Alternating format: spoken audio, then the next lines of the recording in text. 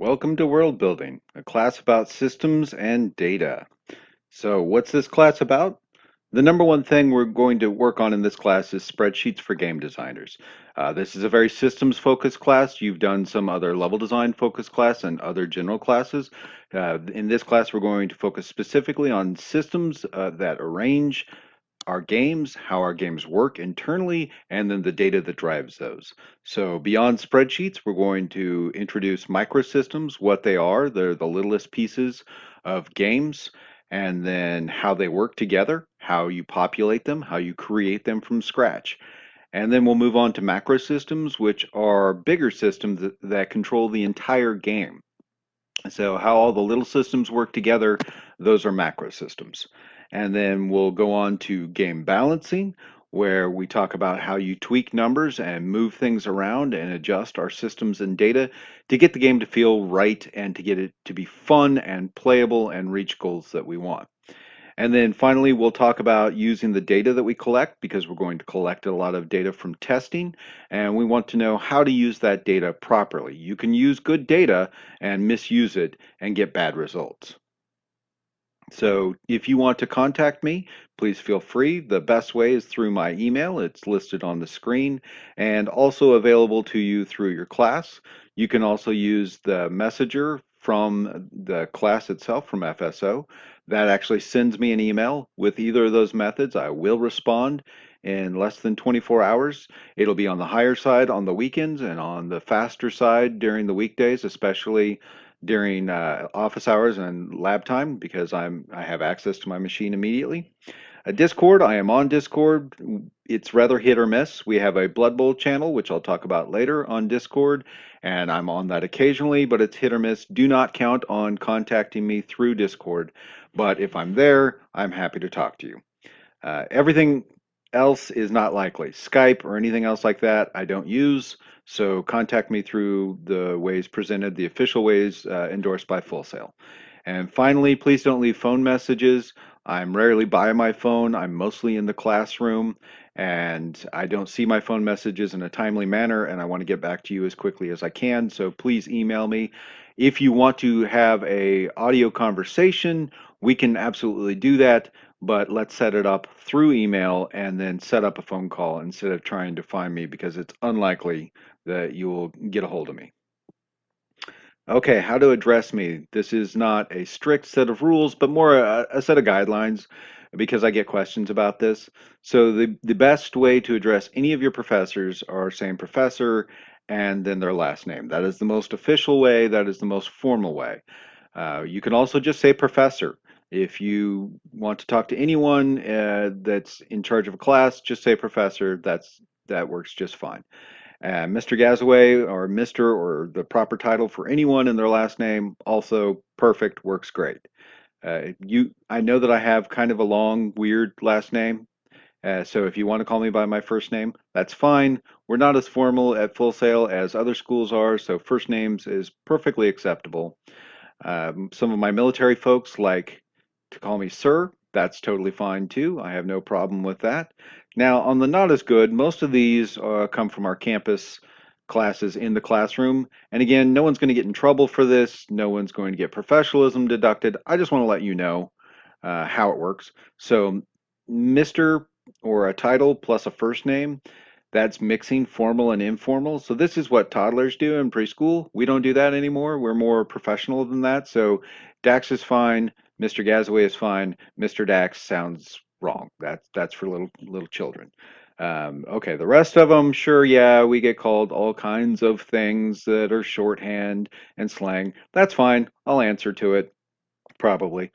And finally, with me in particular, DAX and DAD are very close, and spell checker sometimes thinks they're the same. So double check before you send me an email to make sure you haven't called me dad. I'll still answer, but it is pretty silly. Okay, for the tests, they're hard. They take time. Some questions can take up to an hour, maybe even longer if you're having a hard time with it. Prepare for this. The tests are the majority of your grade. There are no trick questions on the test, but the test is designed in mind to keep people from recycling old tests, for example, or just marking C on everything. All those real basic tricks that people use to game tests, we know about those, and we're game designers, so we know what we're doing. Uh, the good news is all the tests are open now, all the assignments are open now, so get started early because the FSO system does not allow for late submissions or revisions on the tests at all. Late work in general. You may have noticed everything's open. Everything is open except for discussions, all assignments, all tests. Uh, get started on them now because nothing is accepted late. You're stepping up to a more professional role where we expect you to take responsibility for yourself and get your stuff in. And I also trust you to have access to all the material immediately. So it's all open for you. If you need more time for something, go ahead and start early. That's great. If you want to tear through all of the work for this month in the first week, that's fantastic. Absolutely, go ahead. If you have an emergency, something goes really wrong, you're in the hospital, do reach out and contact us. What we can do is limited, but we are happy to work with you. If you finish everything early, relax. If you have another class to work on it. If not, work on a side project. That's totally fine. If you have special circumstances in general, please let us know, let me know immediately. We're going to use Blood Bowl as an example game this month. It's big, it's got a lot of rules. They're complicated. It takes some reading. But in comparison to game design documents you'll find in the industry, it's quite simple and very easy. So this is a good method for you to practice learning how to read and digesting rules and then making sense of them. It's also a really fun game. That's a side benefit. We could have picked any game, but I wanted to pick one that was not only fairly intense, fairly complicated, but pretty fun too. If you have the opportunity to play it, please do so. There are often games running at your local game or comic shop. There is an online video game version that you can get if you want. It's certainly not required for the class. And you can even make a paper prototype of the game for yourself and play with friends that you have locally. So all of those methods are available. We mainly use Blood Bowl for discussions, talking about aspects of the game, systems, and the data behind it. There's another game that we're going to use, which is the Battle for Wesnoth. It's available on Steam and Windows download from the site. I highly recommend using the Windows version. Use the links in the assignment to go directly to the site and download it.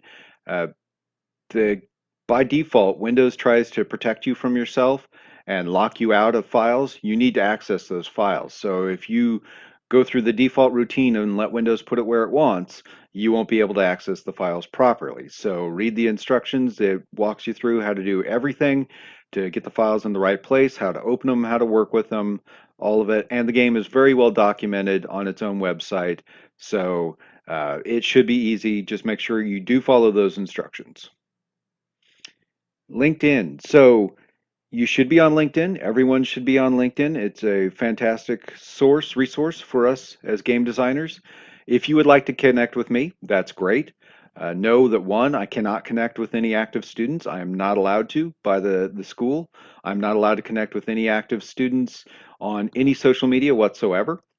But I will connect with you on LinkedIn after you graduate if you get an A in the class. So get an A in the class, and then after you graduate, send me a message on LinkedIn with a request and say, I was in your class, I was in world building with you, I got an A, can we connect? And I'll absolutely uh, connect with you, and then you can use my network and see I have over 700 connections now, and all of them are across the industry. So I'll let you use that for finding jobs, for connecting to people. I'm happy to connect you with people on my network, but you have to wait until after graduation.